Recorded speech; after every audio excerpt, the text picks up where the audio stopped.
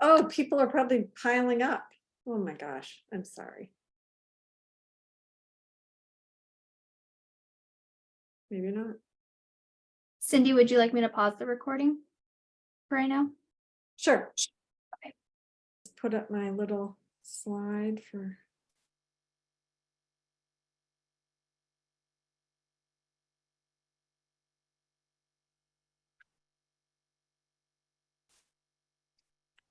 Yeah, so welcome everybody to the second one of our monthly community table conversations. It's really good to have you all here. I love the crowd. Excellent. So the Arizona Commerce Authority and the Broadband Office appreciate your willingness to be here to support internet for all here in Arizona. And we do want to make you all aware we are recording this meeting, so feel free to keep your video off. That makes you more comfortable. The recording will only be used by ACA so that I can take notes to remember what was said here.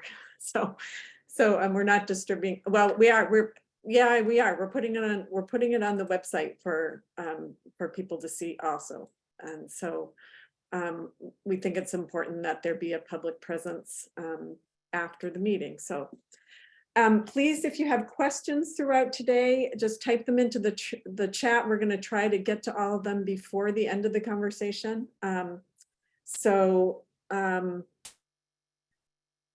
want to just describe to you one more time the landscape in the Broadband Office. These are the staff. This is the build out of the staff. We have two consultants. The Digital Equity Institute is helping us do the Digital Equity Plan, and KPMG is helping us on, and Connected Nation are both helping us on the BEAD program.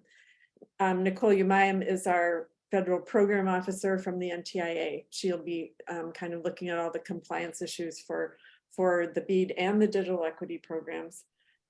We are adding, this is good news, we're adding a tribal liaison next week. She's joining us probably at the last of next week. So we will have guidance through our tribal engagement, and we're really excited to have her on board.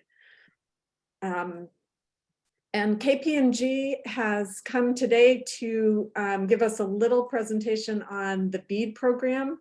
So I'm going to have, let's see, I've got their slides. Let me find those. And looks like they're already unmuted, huh, Lillian? Okay.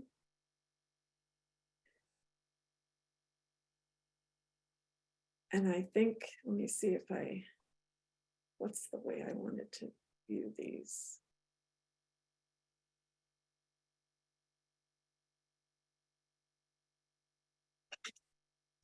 Okay, and Frank and Nathan, I'll turn it over to you and let me know when you need me to flip a slide. Go ahead and introduce yourself. Cindy, can you hear me? Oh, Nathan, you're on as well, right? Yeah, that's right. Yes, okay. We can hear you. Yep. So I'm going to do a quick intro and then go through just kind of the beginning of this, but I'm going to pass it over to Nathan and he'll go into some of the more details that might be of interest to the group here. So that sounds great. And then Nathan, when I pass it over to you, you can introduce yourself again. But Nathan and I both work for Connected Nation. We're a nonprofit organization, and we're assisting KPMG with the BEAD component of the broadband plan, alongside collaboration with the Digital Equity Institute. Nathan is our broadband policy specialist.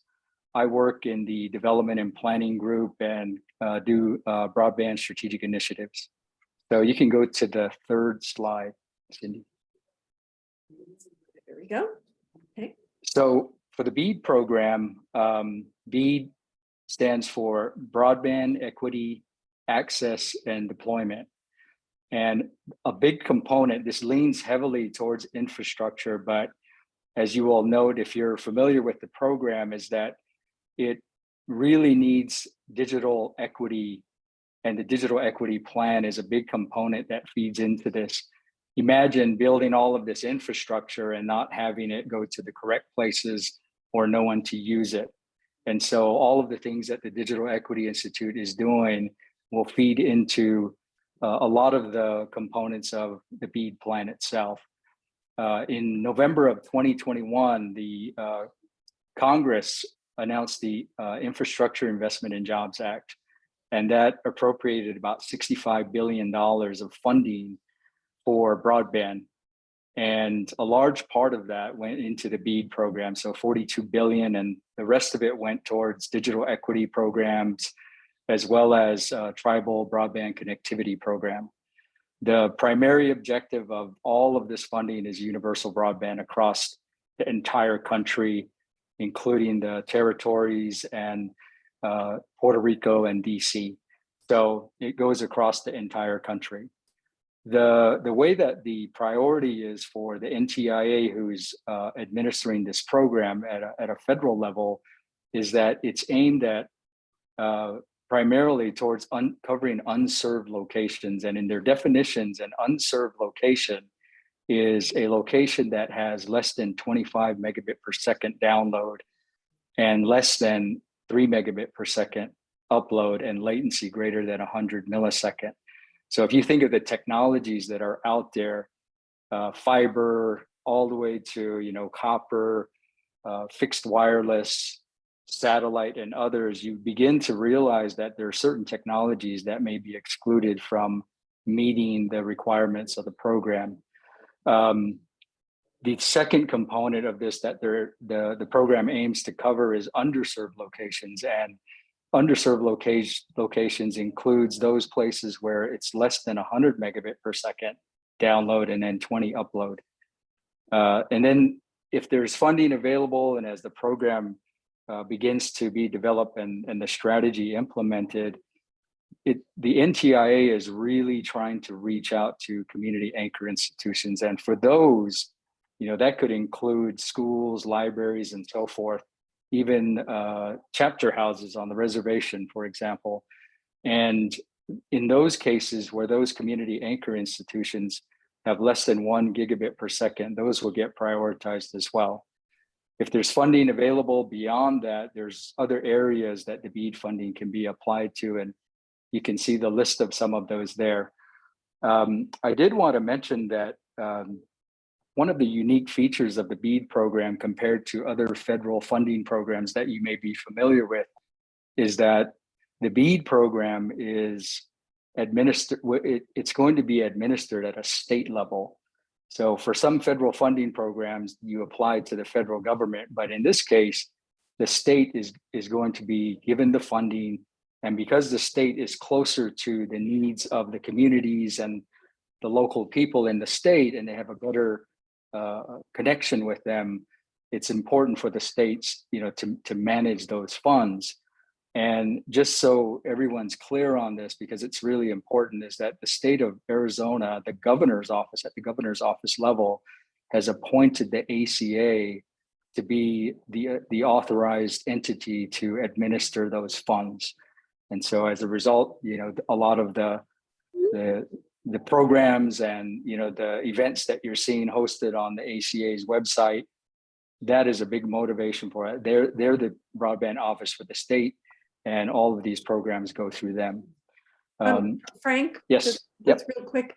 We were going to give you a short time today. I'm not sure how much more you want to cover. I want to really respect people's time. Got it. That's absolutely, okay. Cindy. Yeah. No problem. Let me just breeze through these next pieces. Okay, great. In terms of the technology, you can see listed there that there's a big priority for fiber, and then there's definitions in the BEAD NOFO, which you can find on NTIA's website for the particular technologies that are considered reliable. Next slide. Okay.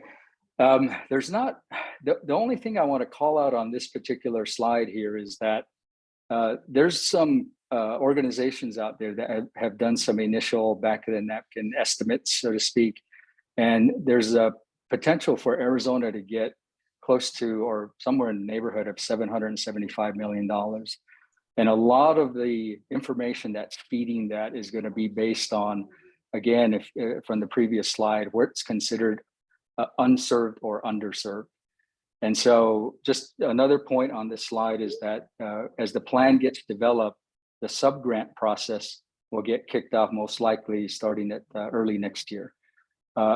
Cindy, you can skip the next slide, and I'm going to hand it over to Nathan to talk about the local community engagement. So I skip this one and go to this. Yeah, that slide just talks about the alignment of objectives between what ACA's priorities are, and it aligns exactly with the BEAD, NOFO, and the NTIA's priorities. So you can get that later. So go ahead. I know we have limited time here. I just wanted to highlight that local communities can help the broadband office figure out where the gaps are. There will be something called a challenge process that's coming up, and that's a great opportunity for you to let the state know if you have a need. So this is a good time to talk to people in your area, and maybe they'll say, hey, broadband's fine, no big deal, we've got providers, it meets our needs. But if there are a lot of complaints, if there's a lot of frustration, then you should then figure out whether you're due to be targeted. So there's an FCC map where they may know about your gap already. And if so, then we're going to try to fix it. But if we don't know, if the FCC map says that you're served, but you know from talking to people in your area that you're not, then this is a great time to mobilize and to figure out how to let the state know that you have a gap. And there's also a potential that local governments may play a role in which ISPs get chosen to get the funding. But that would be kind of a long topic. So I'll go ahead and just turn it back over to Cindy. Actually ask if there are any questions. So I think to answer questions, I think people have to raise their hands. And I'll take the slide down and see if that's going on.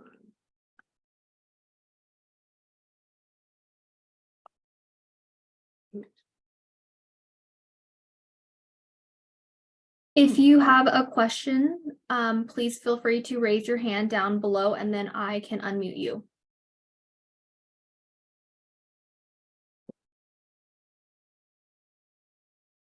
Okay, I appreciated hearing that from you. Oh, good. There's Mikhail. Go ahead, Mikhail.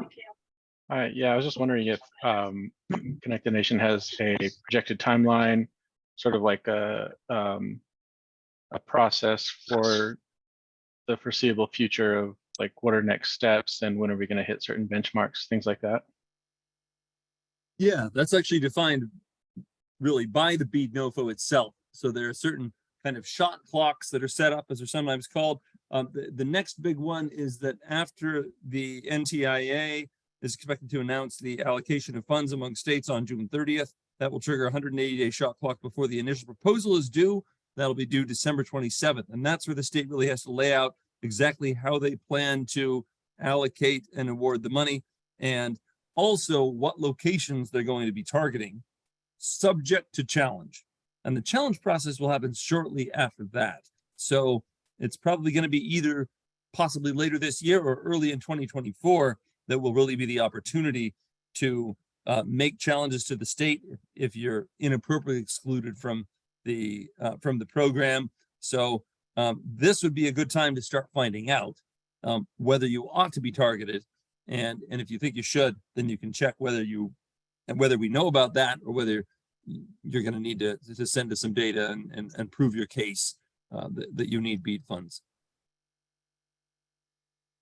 Will the state's process offer technical assistance to those communities who are really not equipped to do that themselves? I mean, So, there will be some sort of guidance and explanation of how to do that. Yes. right. Okay, thank you. Great. And if people have, I'm going to say, if people have questions that are maybe longer than we have time for in a meeting where we're trying to deal with a topic, or they can give that, and I'm going to put this in the chat. They can use that contact form to, let me see, to submit the question where I'm monitoring that email every day, and I'm getting the questions to the people within the broadband office who can answer them. So broadband questions can go there, digital equity questions can go there, suggestions or comments or questions, and you can also give us your feedback about things that you want us to hear from you. So everything goes to the same email address, and we do answer your questions. Couple things up front, just real quickly. You've noticed that I've been sending out flyers for the listening tours that are coming up, doing them kind of as in advance of the week that they're being held. And what we're doing is visiting each county in the state and listening to community organizations and community members for each of their perspectives at separate events, as you'll see. And we're really looking for your help to distribute these flyers to the neighborhoods and the locales that you're in, so that we get attendance at the meetings.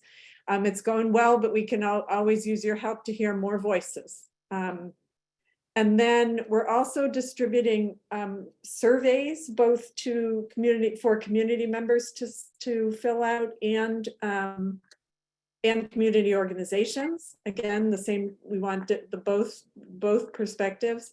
I'm going to drop, I have the survey flyer with QR codes for both of those, and I'm going to put that in the chat right now also. So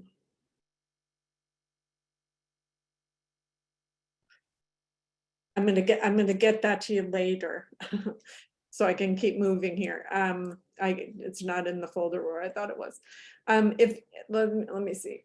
Okay, I'm also going to give you the link for a Jamboard, because some people like to doodle during a meeting. And what we use these for, and I'll put it there, and then I'll put it up on the screen, just for people to you can click on it. I've already created little stickies that you can write your comments in, and this is going to me, and we can save your comments. It's just a place, if you like to doodle and want to shoot us some thoughts, that's a way to do it.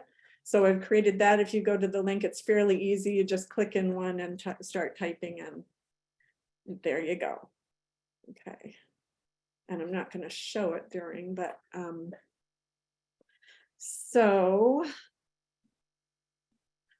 we're really glad you're here, and we chose as topics for today affordability and sustainability, and we're going to start with internet service. So I don't think you can have a conversation about affordability without sustainability, because they're gonna oh God, I'm so nervous. Affordability, sustainability.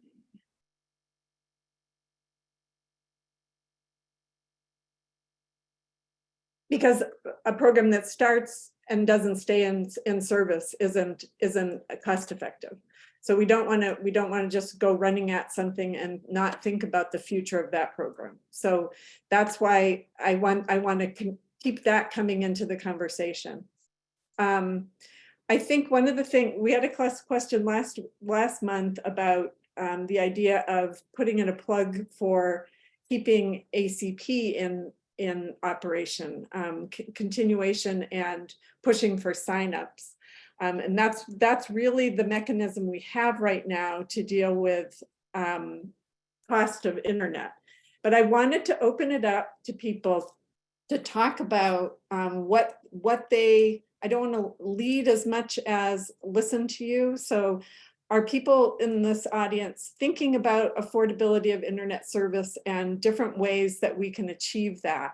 I know the BEAD, anybody who applies for a BEAD subgrant, any service provider is going to have to produce a low cost plan so that people have the opportunity to sign up for that. And that's written into the law, and I think it's great. But I would love to hear other ideas about keeping costs where they're more manageable for families and communities. So I'll just open it up and see if we have any hand raisers. Jump right in.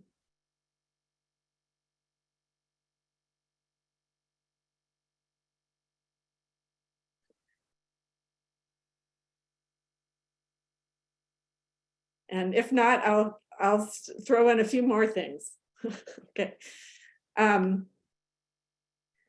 So some communities are doing things like, there are municipalities that are doing subsidies for internet service and looking for creative ways to fund those.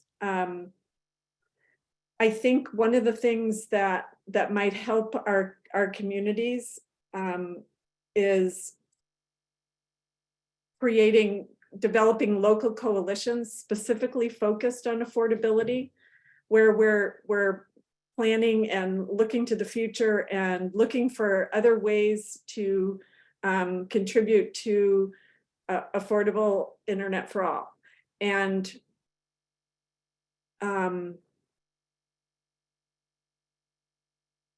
you guys,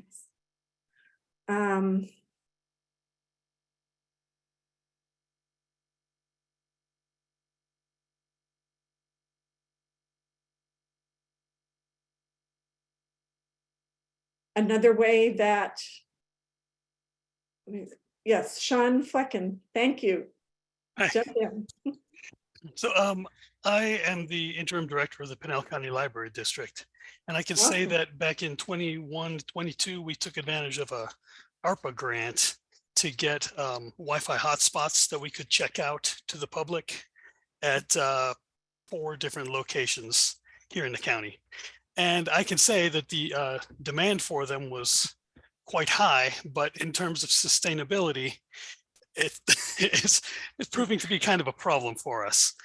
There's a lot of administrative issues and stuff that it just makes it difficult to make that kind of system work very effectively. And I know there's some other library people here, and I wonder if anybody else is having the same kind of problems or if they found solutions.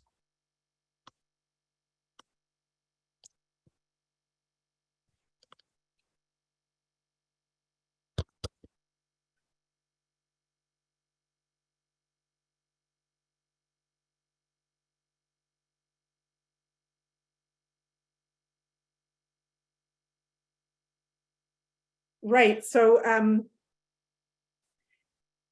yeah, I think one of the reasons that we wanted to do these roundtable discussions was to start, you know, my mantra lately has been, yes, there's federal money coming, and it's creating, yeah, there are going to be things that get done with that.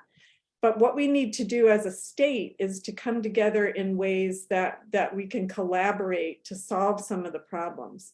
And I'm kind of feeling like with the quiet in the room, it's hard to figure out where to start. It's hard to know what to do next. But if we get together and start talking like this, having these early conversations, we can start to develop some action items. And so these are really early discussions, and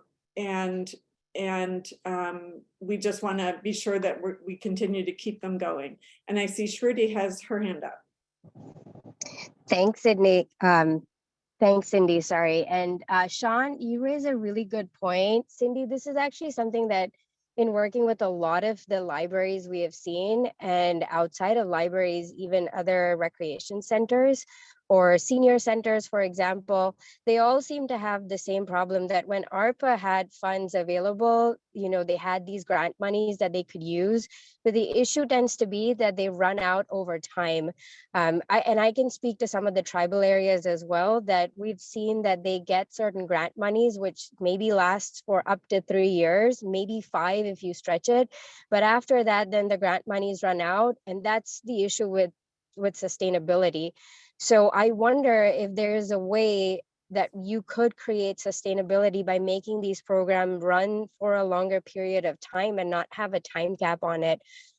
Also, I would assume that if you have scale, like if you have a lot more individuals that are using it because they're aware of it, I think you would be able to show you know, that there's use and therefore there's sustainability, and therefore the program should keep running. The other piece of that is, and Sean, I don't know if you noticed this, but it seems like there's a lot of times there's an awareness issue amongst community members as well. They're not always aware that these programs exist, but when they know about it, they're like, well, only if I knew, I would have used this, which would then help to keep the funding going for a longer period of time.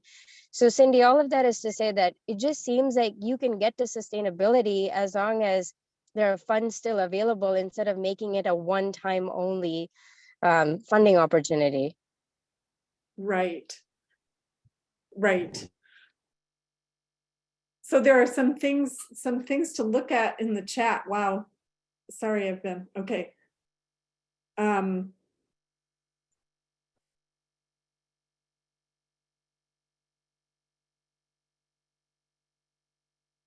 Someone says, Jill Kastick says, I live part-time in Oakland, California. This is a community where there is an offering of citywide internet for the most vulnerable. And she put a link there. Would love to see in Tucson and other small cities developing something similar. Yeah, there are really a lot of good efforts going on across the country that we can learn from. And I'm really glad to see everybody put in. I'm not going to be able to read all these, but this is great for me to take away with. Erin Lorandos.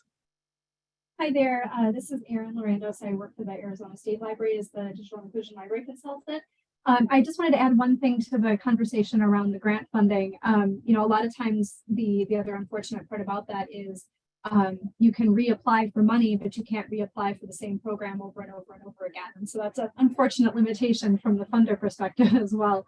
Mm-hmm. I also wanted to just bring up, I'm taking the Digital Inclusion Leadership Certificate through ASU right now, and we read a case study about Fort Collins, Colorado, where they actually voted as a city to become an ISP and did all of the infrastructure themselves and all of that. And of course, that's not something that is a one size fits all, but there may be areas in the state where with support, something like that could be a possibility. Overwhelmingly, the folks in the city voted in support of that. And I wonder if in some of our locations where there aren't a lot of options, there would be support for a similar program.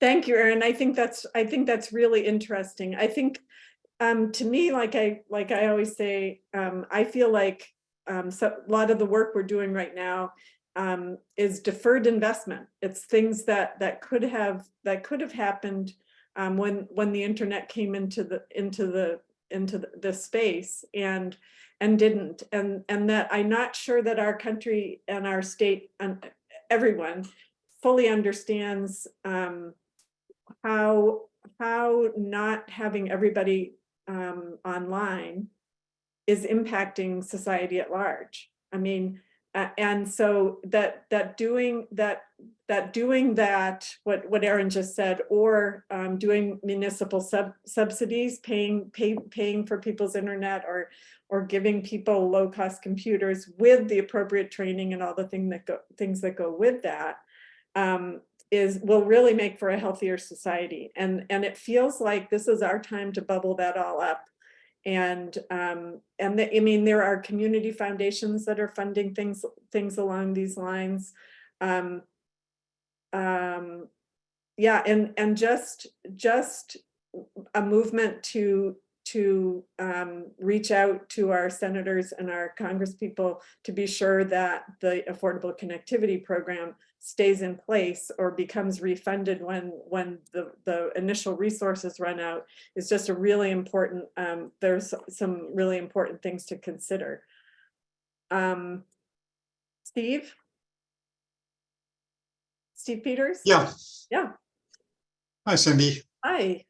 So a couple of things, Cindy. I'm actually in conversations right now. There's a meeting coming up with the CIOs of the counties. And one of their topics that they're interested in having discussion about is what are the different kinds of models for municipal networks? How do people, excuse me, how are the different ways that people will sustain it, will support it? Is it going to be owned by the municipality? Will it be a private sector? Will it be managed by the private sector? Will it be managed by the municipality. There's a lot of questions that people have about what those models look like. And so right now, there's a lot of the CIOs who are asking that question. What should we be looking at municipal models, and what kinds of options are there? Right, exactly. And, Yeah. and then the second thing is for Arizona to continue to do what we've been doing for a number of years now, which is creating broadband action teams to help local communities to do their planning, hire consultants if necessary, and develop their plans. It's been a very successful model for Arizona, excuse me, for us to be able to get municipalities funded. Right. Thank you for contributing that, Steve. So I know one of the other things that internet service providers are going to be required to do is to do digital literacy and or some sort of digital inclusion options for their, if they're going to be sub-grantees. So we're trying to make this a more holistic approach to digital inclusion and get everybody involved in doing their part. Victoria Silva, nice to see you. Yes, I'm here in Safford and Graham County, and I was watching Sean, and I know in our county we did the hotspots for a long period of time. The funding, our friends group, fortunately, we funded it for some time, but the issue we ran into is that the only service provider that provided hotspots out here only had the limited data plan. So folks that wanted to stream or they wanted to do more than just check their email for 30 minutes a day, they were kind of out of luck. So, you know, and I'm going through the chat and I'm seeing Cox, so they have these great programs. Well, Cox doesn't service remote counties. So it doesn't help us in any way, because we have different, you know, we have CenturyLink, we have Sparklight, and while they're doing the best that they can, you know, we're still in the rural area. And for us, it's like the ACP is great and the hotspots are great. And we appreciate, you know, folks needing them. But at the same time, we need something more consistent and more sustainable to get to the quote unquote last mile. Because we have folks that they come to the library to use internet because they just can't get internet access where they're located, or the internet's so spotty that it's not worth their time. Right. To be trying to log in, they come to us instead. So, Right. you know, for us, it's, you know, there's a lot of these great programs. They're just, you know, and they come in asking for computer questions, and I have a very limited staff. We don't have the staff capacity to do that. So if they want to encourage all of this digital, you know, everybody has access to internet, that's great, but we need people to help train these folks in how to use it, because I don't have the staff capacity to do that. Yes. Yeah. So, and they want to do they would like digital navigators is great, but they like in person here. We've tried digital, we've tried online, we've tried over the phone. People want to see people in person. So we're kind of at a crossroads, and I think this is a great idea. I just want to make sure that like the smaller counties don't get left out. Us in Greenlee, I know in particular, because we're kind of on the further end of the state in Cochise and our service area. So that's all my 2 cents. Excellent. Excellent. Thanks for putting that in, Victoria. I went to something. Oh, Jerry Jenkins, go ahead.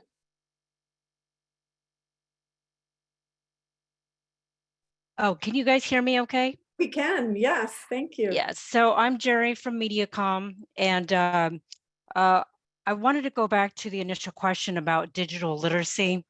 I do know that at a state that we had won a grant, one of the things that we had to do was make sure that the libraries that are in our build area are going to get digital literacy happening in their libraries. So for instance, one county had like 11 libraries. We have to make sure that we reach out to them and make sure those are done. And I was at an affordable connectivity event. You know, we go around to other events where we know there's going to be community helpers those who are involved with people with the lower income capacity, etc. And when we went to the show, there's a woman, it was in Illinois. She held these digital classes, literally, I think it was twice a month in her area. So again, I don't have a lot of information from her. I did try to connect with her. Again, it's out there. People are doing those digital literacy classes. And I do know that from one of the grants we won, we were going to be making sure that they're done in the libraries. So FYI, don't know if any other internet provider has similar situations happening, but that's what we're upheld to do. So there you go. If that helps. Great, thank you very much. Erin? Hi again. I am just going to do a little pie in the sky talk for a minute here. So one of the things that I get to do in my job is I oversee those virtual digital navigators from the state library through Connect Arizona. And my ultimate hope is that at some point we'll be able to have in-person contingents in every county that are able to meet people in the libraries, in the community centers, wherever we're able to make those connections and secure spaces to have one-on-one meetings. This is obviously something that goes right back to the conversation we had before around sustainability. If we get a grant to do something like that, how does that get maintained or continued into the future past the end of that grant? But I just wanted to share that with this group, especially since there are so many libraries represented here, that is something that I am 100% working towards. I don't know if we'll see it, tomorrow, but hopefully in the future. Thank you. Right. I just wanted to talk about the ways that communities can work together. I went to an event in May, in Mesa, and Mesa had partnered. There was a kind of a three-way private-public partnership where Mesa had increased connectivity in the city of Mesa. They brought in, it was four things. They brought in a bank, decided to work with them to support opening a new place for an organization called CompuDoct, which is distributing computers and doing digital skills training and inclusion efforts. And they had an event in Mesa where they were giving away computers. So, and I think they also had a provider doing work with them. And so it's like a group effort going in on understanding that the need is there and that they're deciding to step up in that way. And so these public-private partnerships can start to happen if we keep talking like this and we keep raising our hands to say we want to help, and keep understanding that our communities are going to get healthier if we do things like this. And there are, like I say, there are things like this going on across the country. I just want to keep it up in the conversation so that they can continue. And Steve, do you want to go again? Yes, Cindy. So kind of picking up on what you were just talking about, that we really need to work on creating, I mentioned broadband action teams earlier. What we need to do is create digital inclusion teams in local communities. We need to identify the champions and bring people together in local communities, sort of what you had been doing with Pima County, that we need to bring folks together and have a plan and a coordinating body in local communities to help facilitate getting more digital inclusion. And then one last thing is that, and I think I've mentioned this in other forums, that we also need to begin to start helping local organizations to do digital inclusion plans as the funding starts to roll out here, that local organizations need to know what it is that they want to do, what kind of money they need, what kind of staff, and so forth. Right, exactly. This, well, I'm going to switch over to affordable, sustainable device acquisition and access. I don't know that do we have any refurbishers in the house? One of the ways that we can keep the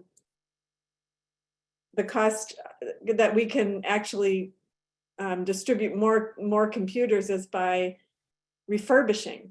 And we have a couple of organizations in Tucson. I know there are a couple in Phoenix where organizations are giving their computers that are past the use period in a business.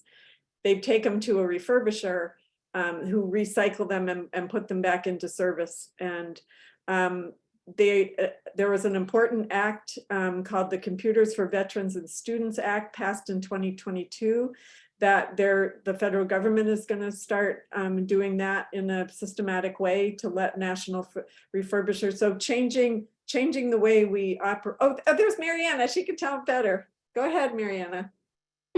I tried to raise my hand right away, but I don't know what's going on here. Okay. I'm in a different time zone. It affects my brain as well. Sorry, folks. Bear with me. So yes, well, it's been interesting. I've been with AZ Strut now through a lot of different waves and situations. And I have to say that the supply and demand part of refurbishing computers is pretty tough. So, you know, I want to put a plug out there for talking all the time about the possibility of refurbishing devices. AZ Strut accepts all electronics, working or not. Everywhere I go in Arizona, I would say 9 out of 10 people still have not heard of us. And we've been around for 25 years. So I just think that, number one, getting the word out that we will take all electronics, and that helps us identify what can be refurbished. And of course, the more we get, the more we will find that can be refurbished, but also it helps fund our organization because all of what we can't use or reuse, we can send out for recycling and earn income through that. So, thank you. Somebody put the website in there and everything. Thank you. Thank you, Michael. Thank you, Michael. Yeah, I can't talk and like type at the same time. There's no way. No.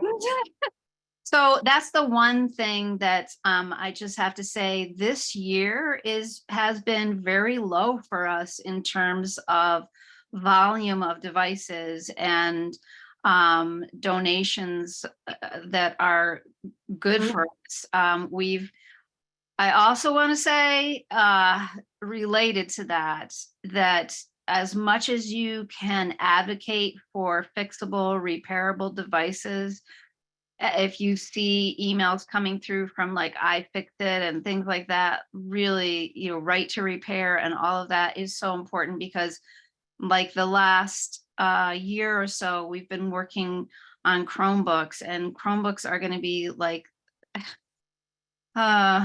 I don't know, the death of refurbishing. It's just they're so hard to reuse. So that's something to really think about in terms of affordability. Okay, great, they're affordable, but in terms of sustainability, they're really not great. And so, you know, we need to put our focus and our attention on devices that are repairable and reusable. And you know, we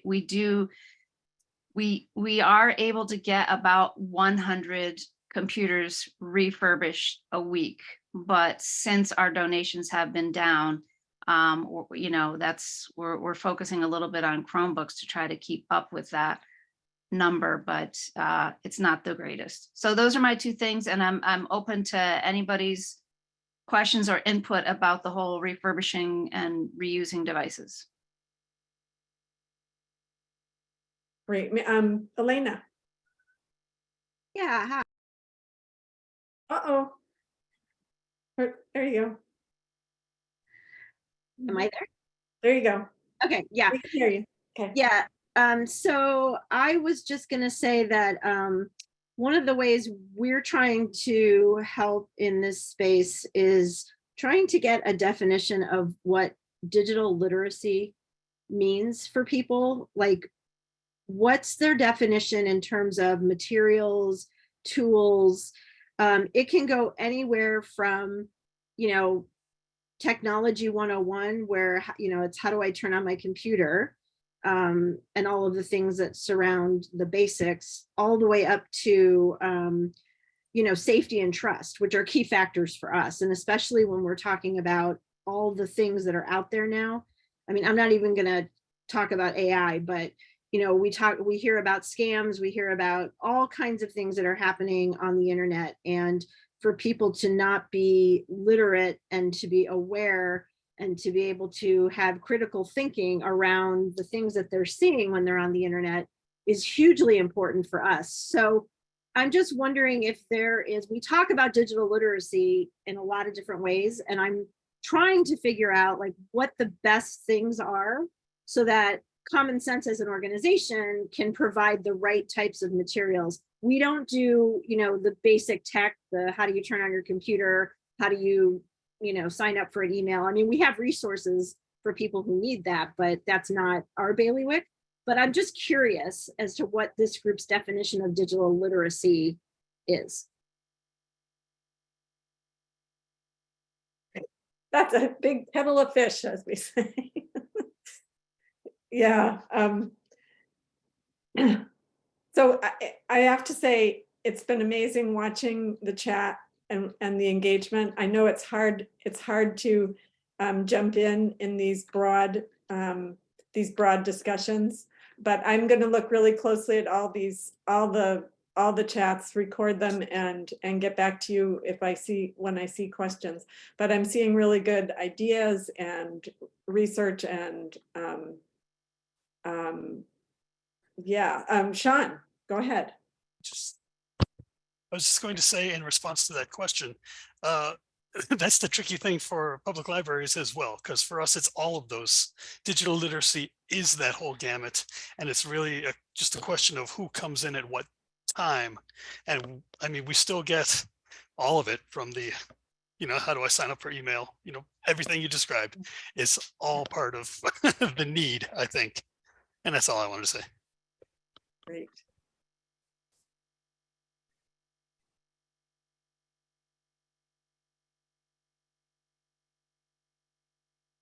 So I liked the comment about talking about recycling all the time, and just trying to change how we operate on a daily basis, thinking about how we can bring more people into the digital world. I think there's room for these conversations. Steve talked about broadband action teams, and I talked a little bit about coalitions of different kinds. Really, the reason we're here together, the reason that these table, what at the NTIA calls table conversations, are really about kind of collaboration. They're about people getting together and kind of unifying and trying to make change and finding out, you know, we're all at different levels in understanding what all these things mean and where our society is being impacted.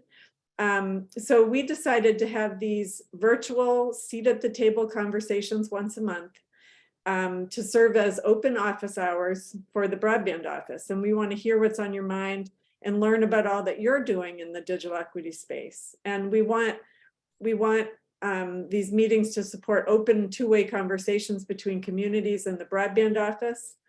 And I know it feels they're big, and there's less verbal conversation than feels comfortable to me, obviously, but I think they're really important. I hope you're enjoying your time here. I hope that we can kind of refine the format a little bit and make them find a way to make them a little more engaging. Maybe at some point, maybe we'll do breakout groups, so we have smaller groups, so actual discussions can happen. We need to figure out a format a little bit. But another thing that I think that I've always thought as we started developing these is to, if groups of like-minded people want to take on the topic of what is digital literacy and start their own group where they can focus on, because there's a lot. And even in a conversation, you set out to have one conversation and it goes a different direction. So we're real new at this. This is a fairly new thing to me and to a lot of Arizonans. We just we need to keep meeting together and finding out, I'm finding out what I don't know when I come to these meetings. So it's really interesting to me. Anybody else have anything else they'd like to say? We've got 6 minutes, so there's no rush. Yeah. Well, the chat's very active.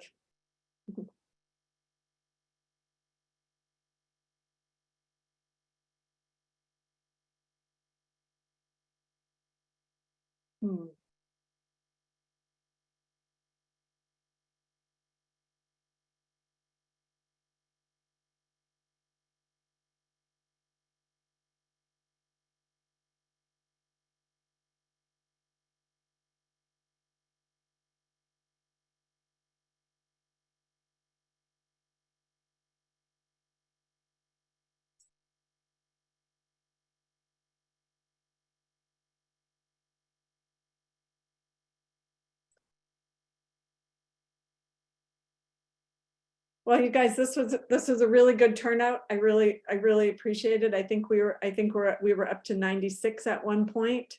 So I'm really glad that that everyone showed up today. And if you have suggestions about the format or how you'd like to see things go forward, you can share those with me.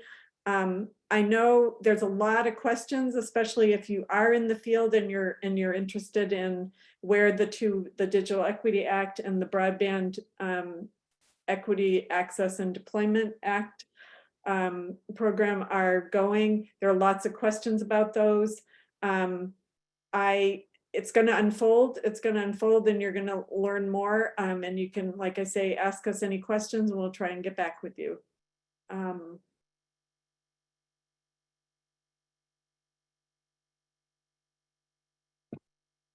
So any other comments? Wow, 13 new messages.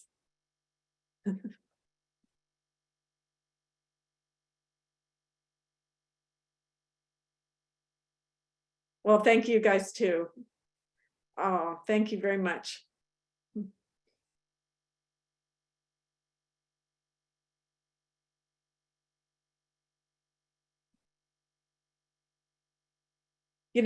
One thing, some are still here.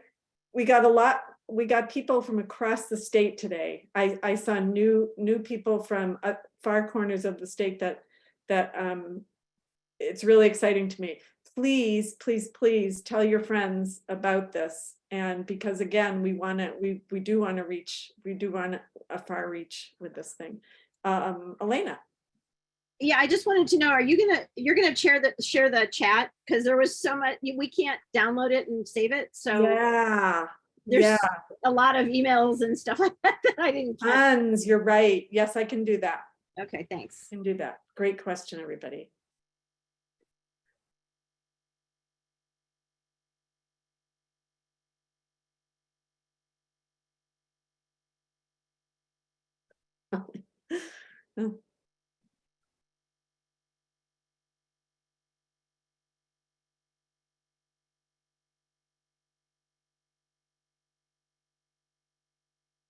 Mariana. Yes, the last moment. Hey, I just wanted to also give a shout out to our Arizona Digital Inclusion Network. Yes. If you're on this call and you're not part of the Arizona Digital Inclusion Network, that's another way to discuss these topics. And we are planning some events for Digital Inclusion Week, which is in October. So feel free to reach out to me, Elena. There are a lot of people on this call. Aaron from the libraries, by the way, all of them pretty much come to the meeting. So come network some more with us. We'd love to have you. Great. Elena, are you going to talk? No, I was done. Okay. I was gonna do For some the same reason, thing Mary Ann just did. I can still see you, and I thought that meant that you had. Oh, to- no, I was gonna do exactly what Mary Ann just did, invite. Oh, perfect. people to aid it. My brain is not with me today. Steve? Yeah, my email is in the chat somewhere, so when you get Okay. it, Okay. people can reach out to me or to Mary Ann. Yeah. Yep. Steve, go ahead. So while we're talking about networks, we should also invite people to participate in the Arizona Broadband Stakeholder Digital Access Task Force. We meet every Monday at 3 o'clock. We have 40, 60 people, and we talk about everything related to broadband, digital inclusion, and so forth. And so it's open to anybody who wishes to participate. Thank you, Steve. Oh, and people did fill out the Jamboard a little bit too. Interesting.